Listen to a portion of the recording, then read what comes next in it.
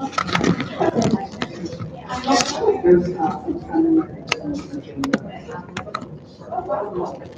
welcome.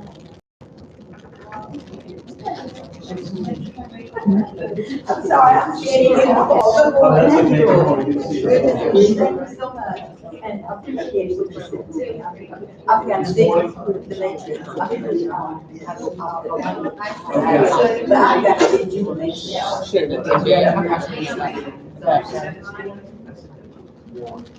Well, actually, I'm thinking of like to. I don't think I saw this. Oh, okay. Okay, thank you. I appreciate that. Good morning again, everyone. I am Olitha Bathia, and I have the honor and the pleasure of serving again this year as the SEAC chair. I have a grandson whose name is Isaiah. Isaiah is 10 years old, and he has multiple disabilities, and that's how that started on my journey. He's a fourth grader at Burbank Elementary School. Good morning, everyone. I'm Michaela Cruz. I have 3 children. My oldest is in high school. I have a middle child in middle school. She has autism, and my youngest is in elementary school. He's in first grade and he has autism. And I'm very honored to be here, and I'm so happy to have parents here. Welcome, and very happy. My name is Vivian Austin, Secretary of the SEAC. I have a great grandson that's coming up 2019, 2019. Yes, and he's diagnosed with TBI, traumatic brain injury, and he is working 2 days a week with Versability. And we've already signed some papers for him to go to Project Search as soon as he finishes high school on I'm Keisha Carroll. I'm with the Disabilities Community Services Board. I'm the program manager for developmental services. And we're responsible for all of these programs and case management services for children, and we consider children in our program 22 and under in the city of Hampton program. And our brand new Special Education Director and Consultant to the SEAC, Mrs. Kimberly Judge. Good morning.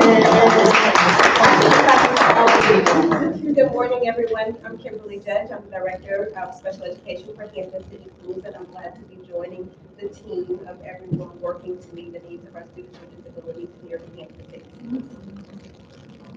And would you care to introduce your team as Judge? Are we ready to do that? Yes, we are. Oh, but before, I would like to recognize Dr. Caggiano, our Deputy Good morning, Superintendent. everybody. Good to see you. And we thank you for always being here and supporting us in our efforts and leading and guiding us in that manner. I will begin with doing introductions, and I'll start with Ms. Heidi Black, because she's standing in the middle, because she's tied. I'll give my information that Heidi Black is one of the coordinators. I'll introduce them, and I'll ask if you'll share what schools you support. This is the day I will provide that information to the parents as we have made some refining or restructuring of our department to make it a more seamless process for students with disabilities, for teachers, and for building administrators. So we'd like to start. Hi, good morning, everyone. I work with Asbury, Barron, Smith, Bassett, and Langley Elementary Schools.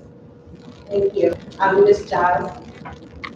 Hey, good afternoon, or good morning, I'm sorry. Good morning, my name is Marie Giles, and I support Booker Elementary School, Tyler Elementary School, and Jones Magnet.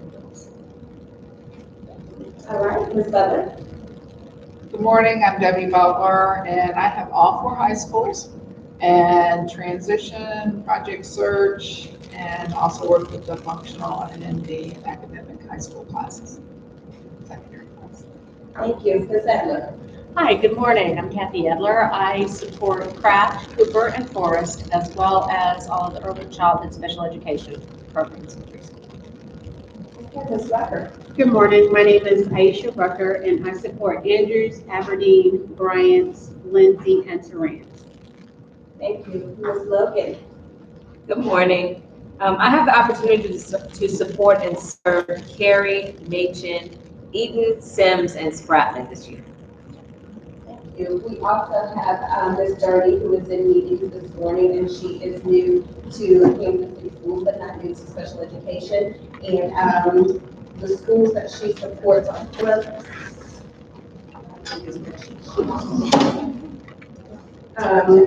Ms. Journey supports Phillips, Burbank, Tucker Caps, and Center for Autism, and she is also our autism go-to person for the division currently. And then we also have Ms. Braxton, and she supports Phoenix, Armstrong, and the behavioral teams. So she is not with us because she is also in the meeting, but that is the other coordinator who is not here. Okay.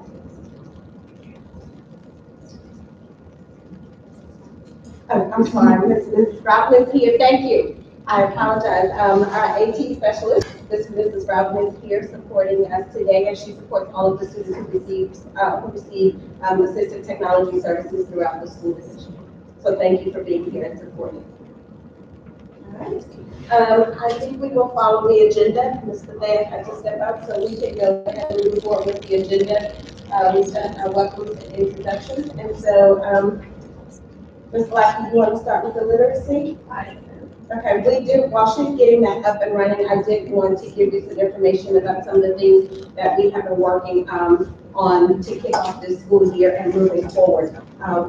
In August, we partnered with, per the direction of Dr. Smith and Dr. Caggiano, partnered with the transportation department and provided some very pertinent and relevant training to our bus drivers and also their instructional assistants with regard to students with disabilities. So it was some broad training, yet very targeted training, just with regard to, yes, they're transporting, so they're on the front line working with our students every morning. They're the first people that our students see outside of their parents and our guardians. So just knowing how to set them up for success and how their disabilities may be impacting them on a day-to-day basis. So what that disability actually is and how it looks in students in general. So while it was a general training to just educate them and give them, enlighten them about some information, we are working to provide ongoing training, and we're partnering with them to make sure that they are able to transition our students safely to and from school.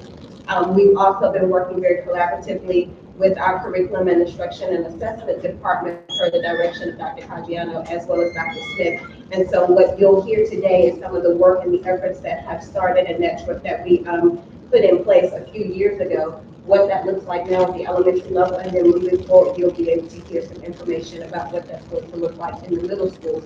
So just being very purposeful and making sure that we're not working in silos, but when we talk about our mission here in Kansas City Schools, every child, every day, whatever it takes, that collective and collaborative practice that we have in place now and moving forward is going to be something that we really, really are working to make sure that we're ensuring.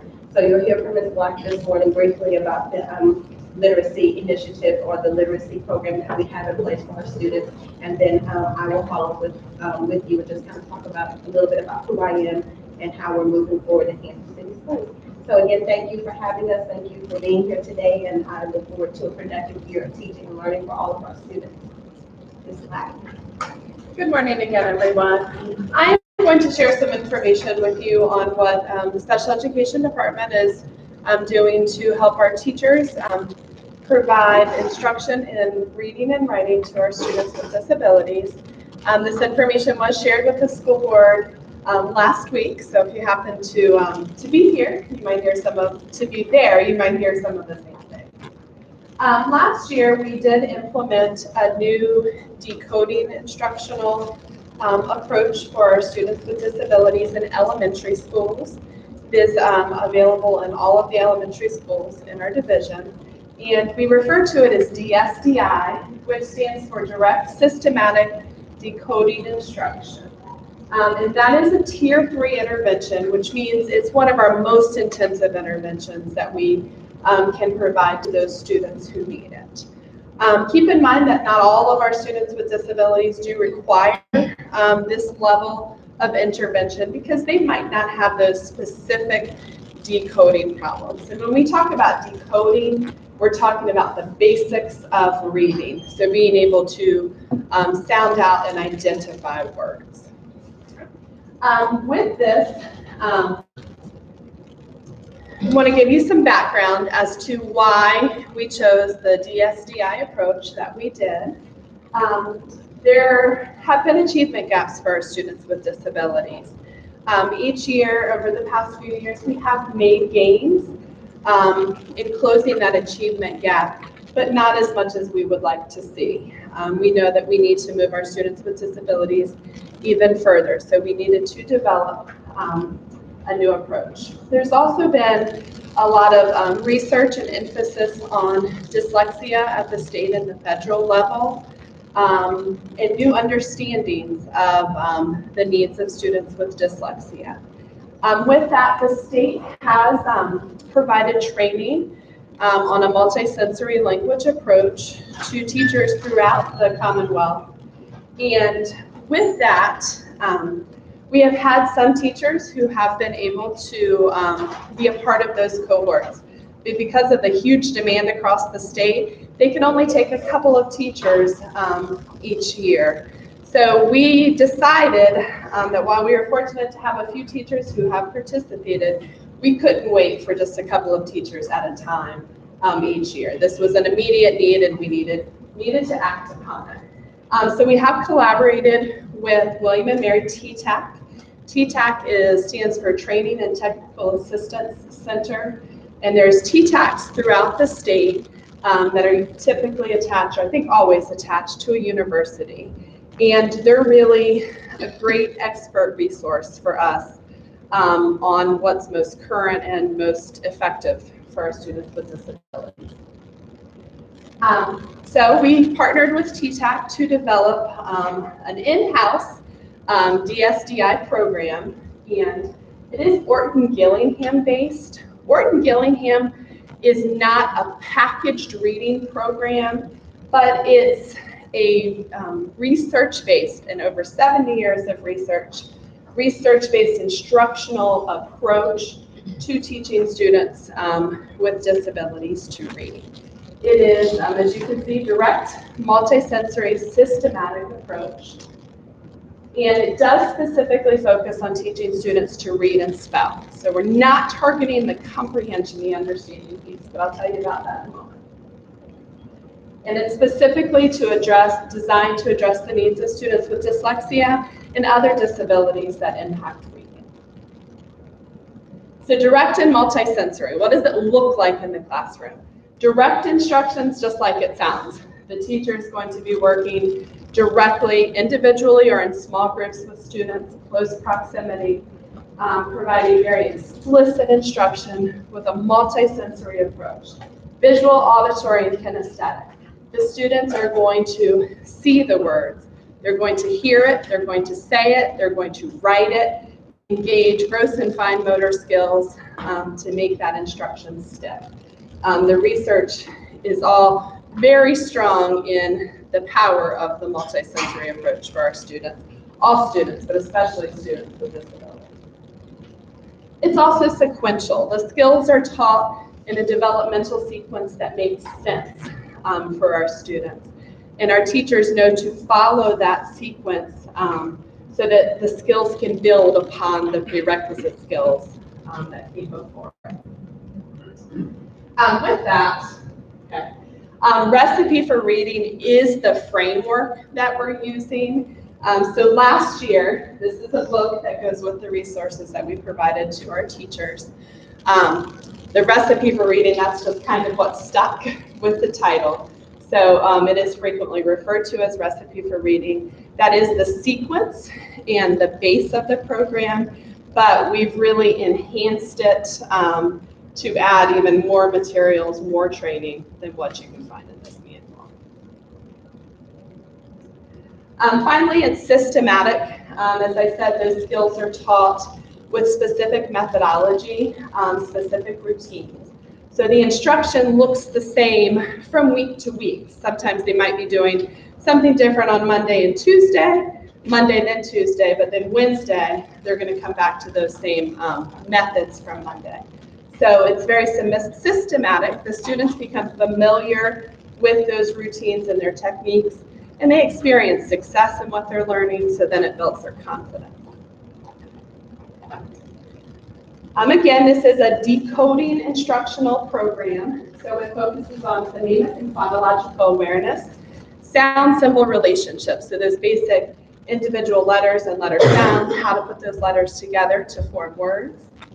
Then we have multisyllabic words. So there are elements of this program that do reach the needs of some of our older students in 4th and 5th grade, because it's teaching them strategies to decode those bigger words, and it teaches them rules of the English language. So it gives them strategies to attack those words that are those bigger words, which is a big problem. Many of our students have gaps with those skills and strategies, and they can't generalize. They might memorize some words as sight words, but when they see an unfamiliar word, they don't have those strategies. So this program provides them with those tools.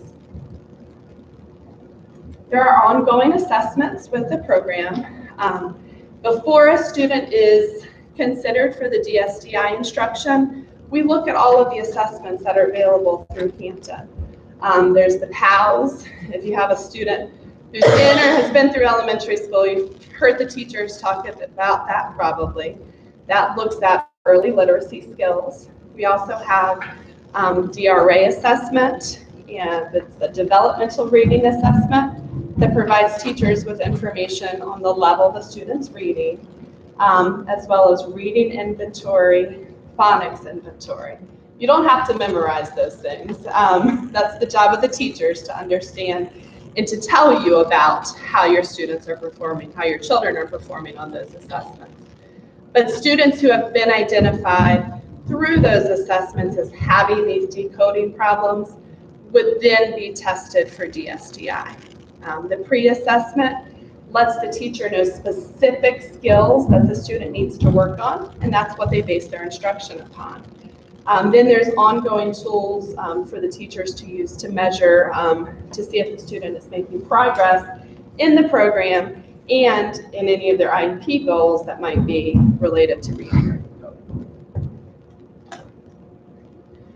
We provided a lot of professional development to our special education teachers last year at the elementary level. It started in the summer of last year. We met for monthly CLTs, and all of the instructional piece was focused on teaching reading and these literacy skills. Teachers have the opportunity to write lesson plans together, to look at student data, to practice really perfecting their craft. And we're going to continue that professional development this year. We're actually going to be taking the professional development to the schools, so working with smaller teams of teachers within the schools so we can get more specific to the individual needs of the students. Jenny Ham is a special education instructional specialist. The coaches last year were, new positions were created so that we could focus on those targeted needs, and one of her primary responsibilities is to work with our elementary teachers in providing them with training and support in their teaching of literacy. We're also going to be providing professional development to our instructional assistants because they are an integral piece of what happens in our classrooms. They don't provide that initial instruction, but they can certainly provide valuable support. So we are going to be working with them in October and November to provide them with some professional development on how they can best support those classroom teachers. All right, we've given our teachers lots of resources also. The modeling data review, we have video lessons that they can go on and view so that they have examples. So there's lots of good resources out there for your tips. And as we look ahead, we're going to continue this work that we started last year. We're very excited about it. The data that we have looks good and very promising. Teachers really liked it. They saw that their students were growing. Many of them saw that students were taking the skills they learned in the special education setting or those special education groups, and they were applying it when they were reading in their other classrooms. So we're really, really excited about it. We do recognize that students also have needs in comprehension. That's the understanding what to read. So first step, we've got to know what the words on the page say. Then we've got to be able to make meaning of it. So as we move into this year, since we have that decoding piece well underway, our teachers have had a chance to implement it and practice it, we're now providing them with resources and tools on how to provide specially designed instruction in reading comprehension. Because our goal is to have all of our students be effective readers, all of them. All right. Does anybody have any specific questions related to literacy? Oh, and can I say one more thing? I forgot. It's an important thing. We have taken this work and moved it into the middle school level. Jennifer Lemon is an instructional specialist who focuses on the secondary level. She's actually, as we speak, providing professional development to some of our special education middle school teachers because we recognize that need at the middle school level as well. Our long-term goal is to strengthen them as readers before they get to middle school, but for right now, we know we still have some gaps to close there.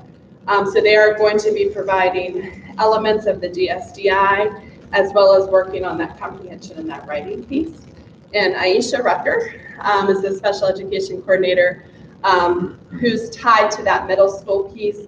And really, we're operating as a team, all of us as a team, but Aisha and I working closely with Jenny and Jennifer so we can make sure that it's a seamless transition from elementary to middle school. We felt very adamantly that those fifth graders who had that instruction last year, when they went to middle school, they could continue it to continue that progress and growth. So it has all of our middle schools in 6th through 8th grade. Now for your question. Well, that answers part of my question because I'm a middle schooler. Very good. My other question is, if they don't have the decoding problem, but they have a reading comprehension problem, as you develop that reading comprehension piece of it, will they be eligible for just reading comprehension if they don't have the decoding problem? For the specially designed instruction in reading comprehension, or yes. So our teachers, and the same was the case last year. We didn't ignore reading comprehension. Just on our end from our department, we didn't provide, that wasn't the target of our training. But it was still the expectation that special teachers were providing specially designed instruction on comprehension. This year, we're adding to that, or adding to their tools that they have to teach that comprehension. So if a student just has needs in reading comprehension, then absolutely their IEP should include goals and services. No, I realize that. Yeah. I'm just asking, will this DSDI approach help children just with just have a reading comprehension problem as opposed to a decoding problem? The DSDI specifically targets the decoding. There are some similarities in the comprehension instruction that can be direct and multisensory in different pieces. So there's some similarities, but the specific DSDI refers to decoding. Another piece, sometimes our students don't have very clear and obvious decoding problems, but in some of our assessments, we are finding that there are gaps and holes. So some students might not need all of the DSDI program, but filling in some of those gaps and deficits. So some students, it's not always clear cut if they do require it or not. I don't know if I really answered your question, but we can talk more afterwards if you want to talk specifics. Yes. We're talking about the elementary piece and the middle school. Will there be something in the future that ties in what you're building on in elementary, building on in middle school, and then in the high school level? Yes, that is our plan. This year was focused on elementary. Last year we started elementary. This year we added in middle school. At the high school level, they still use Voyager language, which is actually a multisensory direct instructional approach to decoding. So there is still instruction happening at the high school. Any other questions? Yes. You mentioned that house testing is for use to determine the child in that instruction. Is it simply that they're not at grade level, or do they have to be significantly below grade level to receive that test? We're looking at students who are more significantly below grade level, 2 years below, but we've provided training to our teachers in looking at those assessments because sometimes the number doesn't tell the whole story. So looking, at the different subcomponents that might make up, that score and looking at which ones tell which. So, Good grade level. on average. And you mentioned also something caught my attention, the first slide, from mild to moderate disabilities. So, full disclosure, I have a son who gets autism, moderate to severe. And he does develop the CBC work too. So that, I guess I'm thinking, where do we draw the line as far as moderate to severe? Who's excluded basically? For lack of a better. So we look at individual needs of individual students and it's individualized, and that's something that we have a discussion about, not only in the IEP committee, but also recommendations from the individuals who are providing it. And this approach might not work for all students. So if it doesn't, if a student is having difficulty reading phonetically, we do have other programs and approaches that we can try. So sometimes we do have to adjust for individual students. Yes, Dr. I would also add, first thank the team for their efforts today and for the progress, particularly for internal stakeholders that we've seen the data. I would also add, just for the folks in attendance today, that a lot of great things happening throughout the state of Virginia. And one, in my opinion, is the revamp of the state's accreditation system. And now it's a much more comprehensive system. So, for example, for the first time this year, schools, there's a school accreditation rating. Students with disabilities, their performance in math and reading will factor into that equation, where before it was just the all students population. So, as a parent, on Thursday, what I'll be able to do is I'll be able to go to the Virginia Department of Education website. There's a tool there called the School Quality Profiles tool. I'll be able to click on that tool, type in the name of my school, and I can look at as much data as I want to. So I can look at performance of students with disabilities in reading for the last 5 years. What you're going to see if you were to take the time to click on every school in Hampton, some phenomenal gains. You're going to see students with disabilities at Cary Elementary. I think it went from a 38% of a combined rate, that means combined showing past and more growth, to like a 71%. Bassett Elementary, 88%. So the collaboration between special education, language arts department, it's working already, seeing significant results, and this is just the beginning. So very excited about where we're headed with literacy, K-12 growth for students with disabilities. And now because students with disabilities throughout the Commonwealth is one of those areas where your school has to hit the mark or show growth where you won't be accredited, students will get a lot more attention throughout the Commonwealth. Can you repeat where that is? Sure, and we can pull it up at the end of today. If you go to Virginia Department of Education website, and if you click on Standards of Learning there, you're going to see something called, and you can use the search feature to just bypass it, but School Quality Profiles. And you can do it for the division. If you type in the division, you'll see students with disabilities performing for the division versus the state. You can disaggregate by test data, test type, etc., but all sorts of data at parents' fingertips. School Quality Profiles. Thanks. Thank you, Ms. Black.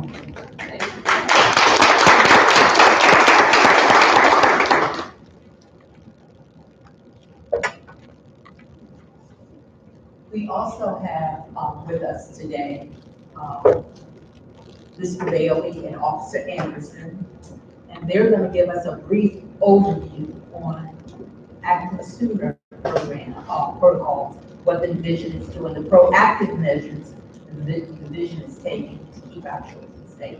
With the focus on children, I think, with disabilities and those children who may use wheelchairs to get around.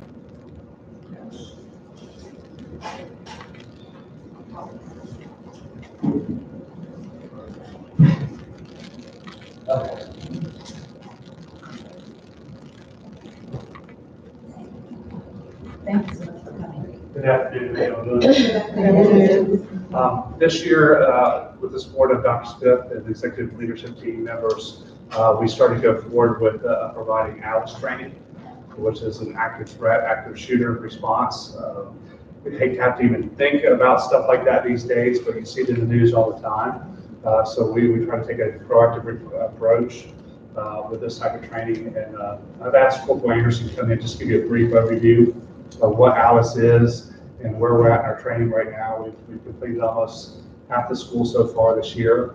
I think 14 or 15 schools, and hopefully we'll have all the training done by late October. But it gives an options-based approach to school safety versus just locking down our buildings. It gives the teachers and staff members a couple other options when looking at school threats. So again, hopefully we'll never have to use this type of training, but you know, we want to be on the forefront of what is a national standard these days with school safety and security. So appreciate Corporal Anderson coming out and taking a few minutes. Okay. Good morning. It is still morning. You see, Ruby always said good afternoon. Good morning. We're at 7:20. And in fact, I recognize quite a few faces. Y'all remember me last year coming in last year and speaking to you? And I'm excited to echo what James said, is that way, you know, the Hampton City Schools has adopted this ALICE program. I don't know if you remember, we spoke about this specifically last year. We were still in the pilot phase with the program, but with a lot of partnership and working between the Hampton City Schools and the Hampton Police Division, we were successful in implementing this program. It is going exceptionally well, and I can't overemphasize how happy I am to be in a school district when it comes to security, where we have a superintendent like Dr. Smith that takes school security and his staff as serious as they do. The program ALICE is I don't know if you recall last year when we spoke about it, aligns with recommendations by the Department of Education and many other departments, U.S. Department of Homeland Security and others as well. And this program is taught at thousands of schools across the country. But there are still many schools that are not teaching an option-based response, but we are. And we're pleased to be still pursuing all the training in the schools. I think it's fair to say we're about halfway through, and we're teaching different schools every day. Now, I think what's important for you, just to reiterate some of the things we talked about last year, and I recall specifically we were having some discussion about maybe someone on the panel about some things that we maybe would want to see when it comes to particularly children with our students with disabilities, what should go into the training model. So we listened to that material, and there is a segment of training or part of in that training that specifically talks about our students in all schools with disabilities. And what we try to do is we try to emphasize the importance to the teacher that in those particular settings, you have to calculate that into your decision-making process if we were to ever find ourselves in a situation where we were armed with some kind of, or dealing with some kind of dangerous intruder that may possibly be armed.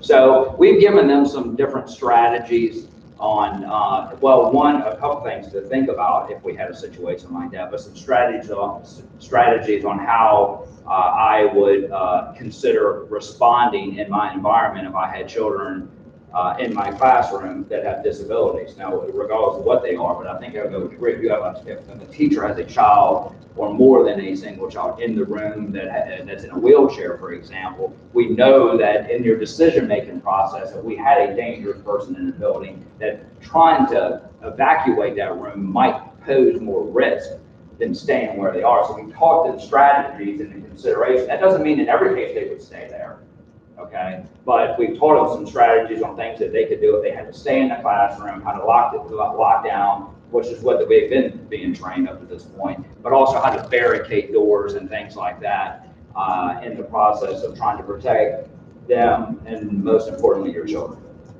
So we're happy to be where we are with it. I wanted you to know that we put a segment in that training block to specifically deal with our children with disabilities, to make sure that we're still making sound decisions also in that decision-making process when we have kids in our classroom that fall in that category.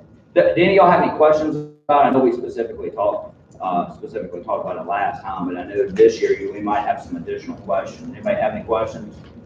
I have a comment. I was in a school that was at a lockdown. Okay. Active intruder, and they did everything that was in special needs classroom. Okay. And they followed, shut the door, locked, lights off. The kids got into a corner area, and the teacher was, making sure, be quiet. And then afterwards, she followed up with some stuff too. Okay, We do better along the way. That's good. That's good. We spent a lot of time watching how schools respond to drills. I mean, a lot of we come into the school, and I pick different schools during drills and watch how they're responding. Very impressed with our teachers and how serious they take it. This training, all they're just walking away with is some different response options. So there could be a possibility I'm not in my classroom when a crisis erupts. Okay, so we talked to them about some strategies and things to think about if I was in a different location as to what I would do with my children. So, James, you might have some additional comments. So we were looking at how we make it easier for teachers and students and other visitors in our building. We've gone away from using codes. We used to use a code for lockdown and all clear and all that. So we've gone away from all of our codes except for one for a bomb threat. Usually we receive bomb threats occasionally even during SOL time, and it's 80 degrees and nice out during spring break time. So, but we want to make it as easy to use plain talk. Some of our training, we also have provided some tips on, if we have to lock down barricade a cafeteria versus a classroom setting, which obviously students almost likely will be in there eating lunch or assembly during that day time as well. So just try to give the teachers and staff as many tips as possible and as many options as possible to try to maximize the security of our facilities out there. Thank you. And now Mrs. Judge. Good morning again. I'm going to make this very brief.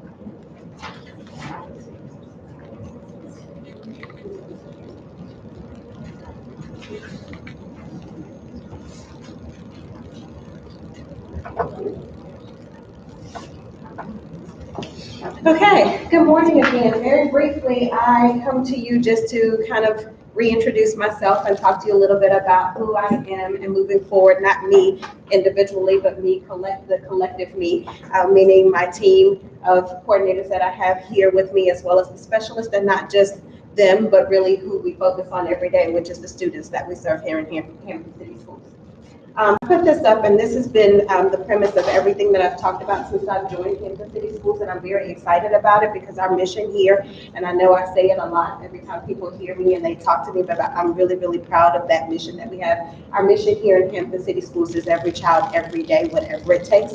And so to me, that is very much so a mission possible, especially when we're looking at all students and we're talking about the uniqueness of all kids. And so, I have that up because I've talked to building level administrators, coming from that background myself, with having just come out of a school and been a principal for over 4 years in another school division. But every child, every day, whatever it takes. So I've had the opportunity and have been charged with by Dr. Smith as well as Dr. Caggiano with working collaboratively with our building level administrators at the elementary and secondary level. So in August, I came on board, jumped in feet first, hit the ground running. Had an opportunity to talk with the building level administrators along with my coordinators for them to hear how we want to continue the work that we're doing here in Hampton City Schools and also refine it and make sure that we're directly meeting the needs of all of our students. So it's every child, every day, and that is a mission that's very possible. My coordinators believe in that, our specialists believe in that. As parents and teachers and students working all together, we want to make sure that we have a collective, inclusive practice that we are working and our goal that we're working towards. So That's the first slide, the mission possible piece. This slide, and I keep saying that I'm gonna change it, and I have not yet. But when I talk to teachers, because I also had an opportunity to go to all of our teacher professional development. So we have done professional development for our new teachers here in Hampton City Schools. We also, once every teacher came back on board, we had an opportunity to meet with all of the teachers and all of the service providers, so the related service personnel, the instructional assistants, and everyone who's going to be putting hands on and touching and impacting the lives of our kids every day. We had an opportunity to talk with them, and so when I talk with them, I talk to them about my why. So that picture up there is a part of my collective why. That's my family, minus my bonus daughter, who's my oldest. She's 27 and she lives in Albuquerque, New Mexico, and so she's not pictured there. But that's my husband, my 19-year-old, and also my 12-year-old, and my dog Chance, because they're part of my why. So when we talk about what we do every day, I charge teachers and I charge the coordinators and everyone that's working with our students, and I would charge all of our parents and guardians as well, as to identifying what really is your why. And so my why for me was actually something that I did not think was going to be a part of my life's path, but something else had a plan and purpose with who I was and what I needed to do and what I needed to be able to impact the life. And so I originally started off in college as a vocal major, and quickly that was shifted for me, not by me, but for me. It was shifted when I enrolled in the wrong course as a vocal major, and I went into a class one day and ended up sitting in a class that was an introduction to a special education class, and the professor for an hour and 20 minutes talked to us about her experiences of educating students with disabilities. There were over 120 people in that classroom that day, or in that auditorium, I should say, and I was a freshman. And when she finished talking about her experiences, I was shoulder shaking, crying. And she said, for those of you who felt something, welcome to special education. For the rest of you, please drop my course. And so coming from a single parent household with a mom who made just a little bit enough money, too much money for me to get grants, but not enough money for me to go to school without having to take out financial aid. That was powerful for me, but my mom was able to take a position overseas in Saudi Arabia and was able to put me through school. So I changed my major from being a vocal major, which I didn't know what I was gonna do with that anyway. I was just gonna go be a star musician somewhere. I didn't know. I just was living life. And then, so when I say that education truly found me, I didn't find it, and that's really why it's my why. It became my why, and it determined my track in life and my purpose, and helped me identify what my purpose is. So when I talk to my team, and I talk to teachers, and I talk to kids, and I talk to parents and guardians, I really, really want us to all keep the main thing, and make sure we stay focused on what our why is. And every time we have an approach, which is why I'm pleased with being able to be a part of and have such wonderful people who really want to make sure that we're doing what needs to be done for all students. And I'm thankful to have joined Hampton City Schools, because we really are working in the direction of getting it done for kids and making sure that we're creating 21st century students who are ready to go out and maximize their full potential. So that's my why. The intent for today, we've already gone over most of it. We've talked about who the coordinators are, that restructuring piece, and we'll look at some of their essential responsibilities just to make sure, and that's going to be very brief, just so that you know, as a committee of individuals that are going to be going out back into the community or back into your schools, when there's something that comes up and you want to have an expert there. These are my practitioners who are my experts, and they're on the front line with the teachers every day, helping to train them, make sure they're ready and skilled to meet the needs of our students with disabilities. And so when we talk about their role and the structures and the things that we have in place here in Hampton City Schools, know that they work collaboratively in the schools with building principals, with the teachers to train them. You heard from Ms. Black, and you heard the initiatives that we have in place with regard to literacy. We're also going to add on the numeracy piece, so we're going to be adding a math component to that, and we have a coordinator that's going to be working collaboratively with curriculum, instruction, and assessments to get that initiative up and running, so that we can make sure that specially designed instruction is truly specially designed, but it's also very aligned with what the state has identified for not just standards, but also what's just good instructional practice for students. So here's our focus. It messed up. So excuse the graphic, because it messed up the lettering. But here's our focus. Our overall focus is student-centered, and that's why they're in the middle. because everything that we do every day, that's our why. That's why we're here. That's who we are focused on. Students are our focus. And based on our students, we have stakeholders to include our parents, our teachers, building administrators, our division level administrators, which are included in those stakeholders. So all of us working collaboratively together to address the needs of students with disabilities and making sure that we go back to that mission possible, which is our every child, every day, whatever it takes, is the overarching goal that we have, and that's why that's our primary focus. This is just an overview because sometimes I don't know that people really know the work that gets done in the Department of Special Education. So just an overview of all the things that are tied into the work that we have to do every day. So instruction is very critical in making sure that we are providing students with very individualized, targeted instruction to meet their needs and also to move their academic agenda. And when I say academic agenda, I mean the whole child. So not just the academic piece, but that social emotional piece as well, addressing all of our students' needs.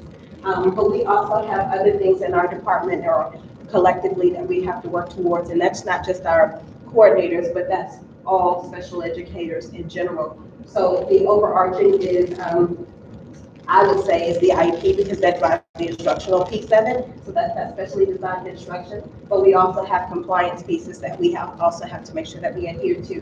And everything that we do is governed by our regulations that are put out by the Commonwealth of Virginia, so the Virginia Department of Education. And we have what's called a parent's guide that has very user-friendly language. And so I wanted to put that out there for SEAC because when we're talking to parents and sometimes they're not understanding the dialogue or what needs to be happening, that Parents Guide to Special Education is a guide that we can provide from our department, or we can show parents how to access it on the website if they're technologically savvy, which obviously I wasn't because that last slide didn't come through as well. But just understanding that there are resources and materials out there to help empower parents to know that when we're sitting in meetings and when we're talking with parents and when we're in schools and providing trainings and when we're doing things, we have something that we're governed by, that we're working towards, and we're also always keeping the students first. So that's that student-centered educational approach. Those other things are there just to help you understand what we have to work towards and what we do on a daily basis. So that's an overview of our department.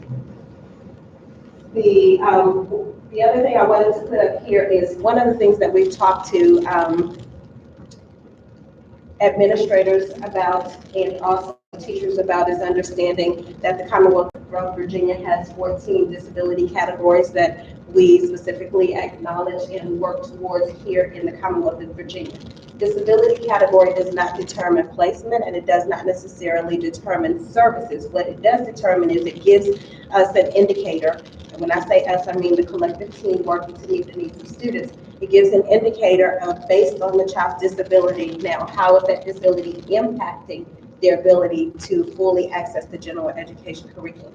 And then there's a continuum of services that we have, which we look at when we're talking about educating and servicing our students with disabilities.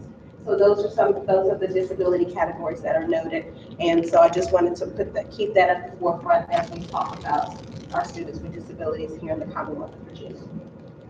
I said all that really quickly, but I also wanted to say to you that, again, I'm very excited to be here in Hampton City Schools, and I know that change is always a very difficult thing, and I know that there has been quite a bit of change, and so for some of you more frequently than others. I have a few new coordinators that have joined us, two from outside of the division, but not new to special education, and then Ms. Rucker was in Hampton City Schools, but she came on board from a school-based position to joining the team here at admin. So change gives us opportunities to always enhance the level of services and supports that we're providing. So I thank you for partnering with us. I thank Dr. Caggiano and Dr. Smith for charging me with making sure that we're doing what needs to be done and that mission possible is always there at the forefront for everything that we do. So thank you for your time this morning. Thank you, Mrs. Mayor. One other thing I would like for you to address. Yes, ma'am. Is the transportation training. We talked about that before. Yes, ma'am. Okay, I'm sorry. No, you're right. Because I thank you for getting me on track. We did have conversation about that, and I told them about the training that started and how it will be ongoing. Okay, great. Thank you. Thank you. Thank you. Any questions? Reflecting and connecting is what I like to call them. All right, I appreciate the time. Thank you. Thank you. And it seems like we inadvertently skipped public comment period. So do we have any public comments? I would just like to mention one of my concerns that I have, and I think is systemic and not just related to my daughter. One of my concerns is the progress reporting that is done by Hampton City Schools in terms of annual goals and objectives. I think it is by far the least we can do, but not the best that we can do. We do spend a lot of time, or should spend a lot of time, developing specific, measurable goals for our children under those annual goals. When the progress reports come out, the only thing that is addressed is the annual goals. So there's really no specific information about those specific objectives. And I think because of that, it opens the door for lack of data collection on those specific objectives, because nobody has to report on it. And without that data, it also lends itself to less than wonderful individualized instruction, because they don't have any data to base an individualized lesson plan or instruction on. And I think all that goes back to the progress report and the lack of having to report on the individual objectives as opposed to just the annual goal, which is very broad, and you could be mastering one objective, but absolutely not mastering another or making no progress. And really the way our progress reports are done here in Hampton, there's no way to know that. So that is my concern. I have seen it in multiple schools, talking with other parents, they see the same issue. So I don't think it's an issue just related to my child, but I think it's more of a system-wide problem in terms of how those objectives are, progress is noted on those specific objectives. You write them at the start of the IEP year, and you really don't see them again until the next year you rewrite them. Nothing happens other than the annual goal. So that is just my concern, is how progress reports are done here in Hampton. Thank you. Did you want a follow-up? You want us to get back to you? Wow. Yeah, I guess. Well, I would like, if you don't mind, your name and your contact information so that we can talk about it. Sure. Okay. Yes, my name is Debbie Ackerson. Spell your last name. APPERSON. And my number is 672-6012. I would add to that, I know we've had last year had a conversation around that felt was a part of that as well. It's funny, I emailed Mr. Blunt about an hour ago. Said, hey, progress reports are coming up, so let know if you need any additional support. I should CCG on but I would agree it's an area of growth for us, and I think that's an area of training implications, and I think also with administrators, I think there's need for a little more oversight. And so, and I say oversight meaning that I think another set of eyes needs to look at those before they go home. Whether that's a colleague down the hall or assistant principal who oversees service delegation meetings, but there's certainly room for growth in that. As a parent, I want more formal feedback as opposed to, I don't need feedback necessarily annual goals. Perhaps that's helpful, but there are some more. But it's really, in the big picture, it's really not all that helpful until the end of the year. But you know, what's happening day to day and where my child needs help, where those lesson plans should be focused on based on what their progress is. We don't need to keep working on things they're progressing on, but we really need to focus on things that they're not progressing or things that never get. My daughter has situations where there's objectives that have never been taught year after year after year, and it's able to be buried in the fact that there's only an annual goal that's reported on. Thank you. Any other questions? I would just like to say, I'd like to introduce myself. I work with Family Insight. We are an ABA company here on the peninsula. We're all throughout Virginia. I would like to thank you guys and everybody here for all of your time that you put in. We're a community partner, and at Family Insight, we like to say that we are enhancing the client, but not only the client, but the other stakeholders, the community as a whole. So I would just like to take this opportunity to You're welcome. Thank you. Thank you. Thank you. Ms. Black, may I get your help with just this? Yes. So we're gonna close this out in about less than 2 minutes.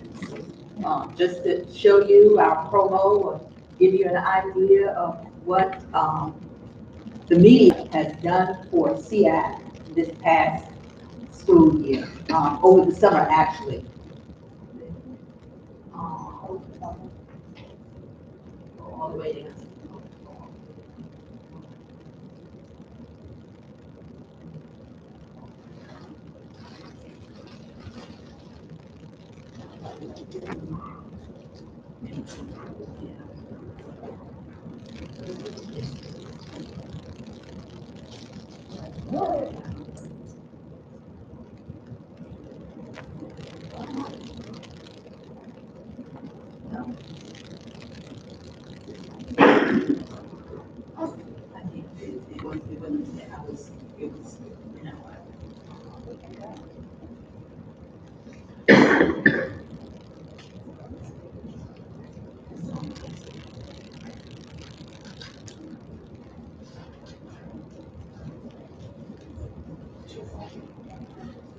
The Hampton SEAC is an advisory committee of the Hampton School Board.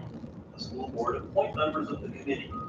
SEAC members' primary duties include assisting local school division personnel in developing long-range. The Hampton SEAC is an advisory committee of the Hampton School Board. The school board appoints members of the committee. SEAC members' primary duties include assisting local school division personnel in developing long-range plans for special education services, advising school division personnel, the school board, and the community on needs related to special education, participating in the development of priorities and strategies to meet identified needs of students with disabilities, providing a voice for and giving support to parents of children with special needs, and to present ongoing workshops and training for parents and others about special education matters. All SEAC meetings and special education department parent trainings are open to the public. The SEAC welcomes parent and stakeholder feedback. Parents/guardians are especially invited and encouraged to attend meetings and trainings. For more information, visit the SEAC website or the events section of their Facebook page. To speak with a SEAC member, call 757-274-2699. And that's an overview of SEAC. Thank you for your time today. The Hampton SEAC is see. an advisory of the Hampton School Board. And that's an overview of who we are. Are there any other questions, comments? Thank you so much for your time. Feel free to chat with us before we leave. And I just want to tell everyone what a great job the SPED coordinators do, as well as the committee members here. Looking forward to working with Mrs. Judge. She really did hit the ground running, y'all. So looking forward to working with her. So thank you again for coming.